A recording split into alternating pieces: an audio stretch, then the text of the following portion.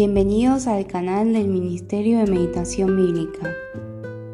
Hoy estamos meditando en 1 de Timoteo, capítulo 3, versículo 14, hasta el capítulo 4, versículo 5. En el día de hoy voy a leer en la versión Nueva Traducción Viviente y luego vamos a pasar a una breve reflexión. Que el Señor nos esté acompañando durante este tiempo.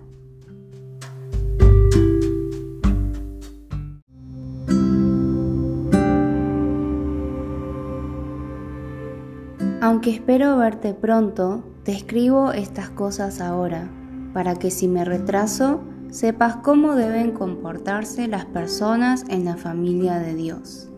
Esta es la iglesia del Dios viviente, columna y fundamento de la verdad. Sin duda alguna, el gran misterio de nuestra fe es el siguiente. Cristo fue revelado en un cuerpo humano y vindicado por el Espíritu. Fue visto por ángeles y anunciado a las naciones. Fue creído en todo el mundo y llevado al cielo en gloria. Ahora bien, el Espíritu Santo nos dice claramente que en los últimos tiempos algunos se apartarán de la fe verdadera, seguirán espíritus engañosos y enseñanzas que provienen de demonios. Estas personas son hipócritas y mentirosas, y tienen muerta la conciencia. Dirán que está mal casarse y que está mal comer determinados alimentos, pero Dios creó esos alimentos para que los coman con gratitud las personas fieles que conocen la verdad. Ya que todo lo que Dios creó es bueno, no deberíamos rechazar nada, sino recibirlo con gratitud, pues sabemos que se hace aceptable por la palabra de Dios y la oración.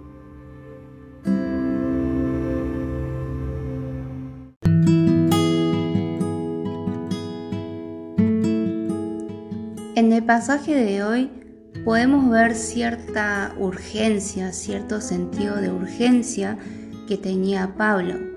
Él tenía como propósito ir a visitar en persona a Timoteo, a la iglesia de Éfeso, pero vemos que había ciertas situaciones problemáticas que hacían que Pablo tenga este sentido de urgencia para que le escriba específicamente a Timoteo lo que vemos en la sección del día de hoy.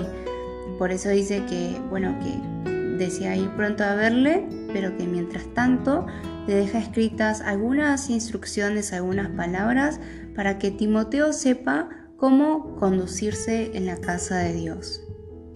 Esto es porque Pablo quizás temía que podría tardarse, ¿no? En esos tiempos era un poco más incierta la cuestión del transporte y los tiempos y cuándo iban a llegar. ¿Y cuáles eran los problemas? Bueno, en principio Pablo resume, ¿no? De qué se trata el Evangelio, de qué se trata el misterio. Y en esta corta lista podemos ver que probablemente esto responde a los problemas que había dentro de la comunidad de fe, que luego en el capítulo 4 vemos que había personas que estaban engañando, que es como que estaban añadiendo cierto tipo de leyes o cosas que no hay que hacer, y que el Espíritu Santo ya había profetizado que estas cosas ocurrirían en el último tiempo.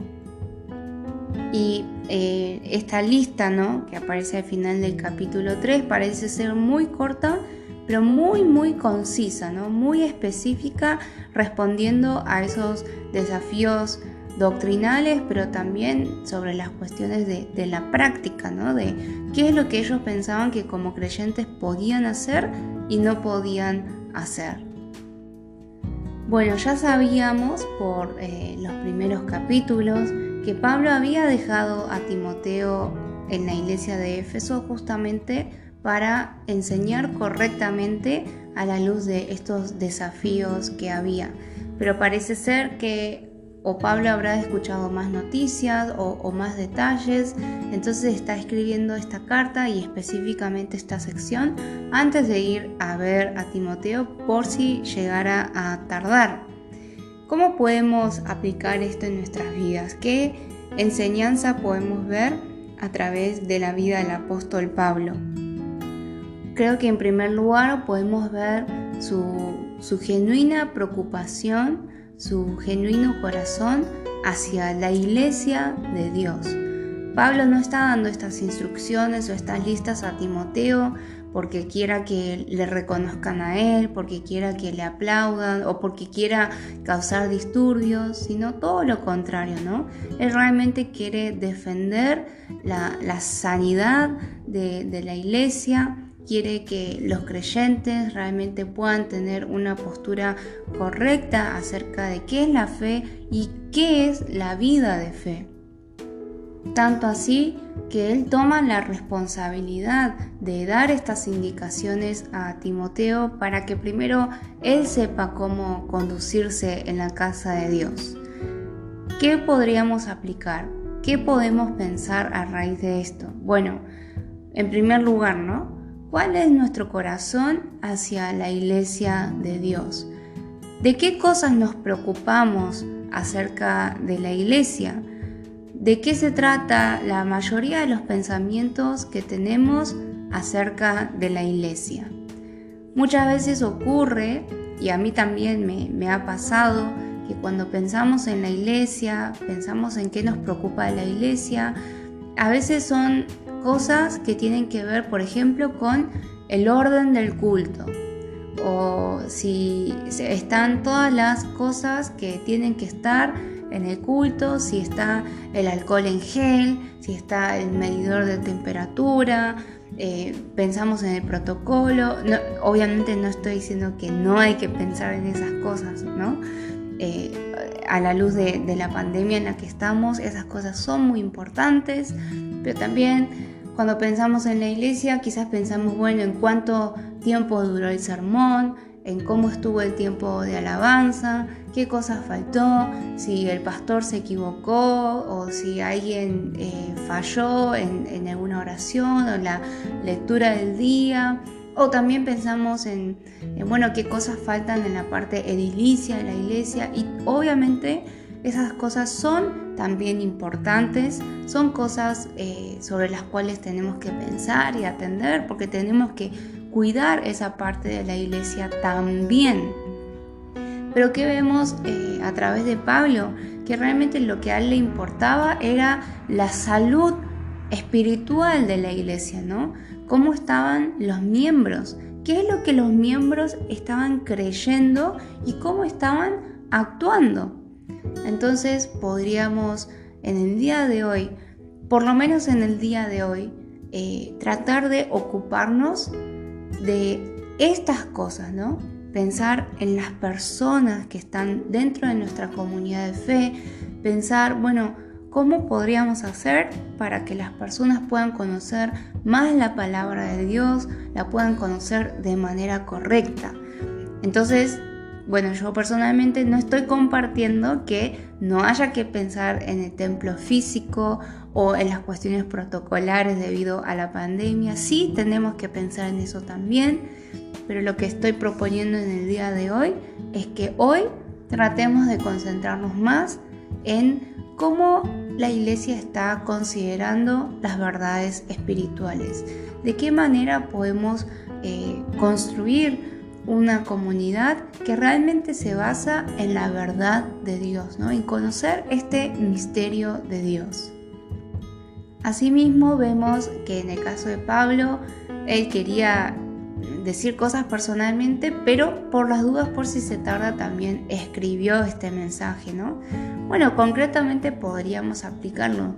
Si Dios nos está hablando en nuestras vidas sobre alguien a quien debamos aconsejar y que es algo que quizás no puede esperar hasta que nos veamos, bueno, podríamos escribirle un mensaje de texto a raíz de lo que hemos visto en el pasaje de hoy, a raíz de lo que hayamos podido reflexionar que nuestra iglesia necesita en base a las necesidades de conocimiento de la palabra. Y por último, bueno, hoy quise concentrarme más en las enseñanzas. Por último, podemos ver el problema específico, ¿no? Que aquello que creían hacía que, empiecen a tener este tipo de lista de cosas que hacer y lista de cosas que no hacer. Más que nada las cosas que no hacer, las cosas que no tenían que comer. Entonces, de esta manera, en vez de tener libertad, se estaban privando y se estaban autolimitando debido a sus propias creencias, debido a lo que ellos mismos estaban creyendo de manera incorrecta. Se estaban imponiendo esta serie de reglas. Y hay momentos, y esto es como una etapa quizás que superar, ¿no?, en nuestra vida de fe, en la que al principio sí pensamos, esto no lo puedo hacer, esto sí lo puedo hacer, no tengo que hacer hasta acá, hasta qué punto esto está bien, esto es pecado, no es pecado. Y a veces nos autoimponemos esta serie de limitaciones. Obviamente sí hay cosas que no debemos hacer, ¿no? Pero Pablo le está diciendo a Timoteo y le están encargando, ¿no?, que las personas también comprendan que en el caso, en el día de hoy habla del casamiento, habla de las cosas que se podían comer y no comer, y específicamente sobre los alimentos. Pablo recuerda que tenemos libertad, ¿no?, y que cuando lo damos en acción de gracias, cuando oramos por esos alimentos, y como Pablo ha escrito en otras cartas también, cuando entendemos que solo hay un Dios, ¿no? Por más que esté sacrificado los ídolos, los creyentes maduros entienden que solo hay un Dios y que esos ídolos no son nada. Aunque es cierto que, por ejemplo, en Corintios Pablo advirtió acerca de quizás no comer esos alimentos a causa de los débiles, pero en el caso de la iglesia de Éfeso les está recordando que sí tenemos libertad. Quizás en el caso de Éfeso no se trataba de alimentos sacrificados a ídolos, quizás se trataba más sobre los alimentos que consideraban consagrados o impuros.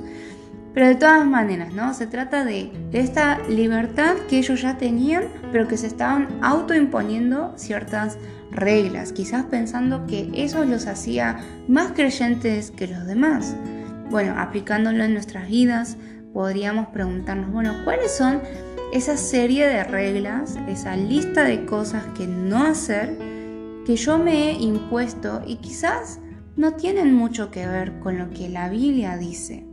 Sería bueno que reflexionemos bastante en este punto, porque probablemente si hemos vivido de esa manera hasta ahora, sea muy difícil darnos cuenta. Así que sí quisiera proponerles que puedan tomarse un momento para orar, para estar preguntándole, Señor, ¿cuáles son esas reglas que me he impuesto sola, o que mi comunidad de fe quizás lo ha impuesto, cuando en realidad tenemos libertad, no libertinaje, ¿no?, sino libertad dentro de la conciencia, en nuestra relación con Dios? Esperamos que esto haya sido de ayuda en la meditación del día de hoy, y que puedan también compartir junto a otros lo que Dios les ha hablado, para que juntos podamos construir una sana comunidad en la cual la palabra de Cristo mora abundantemente.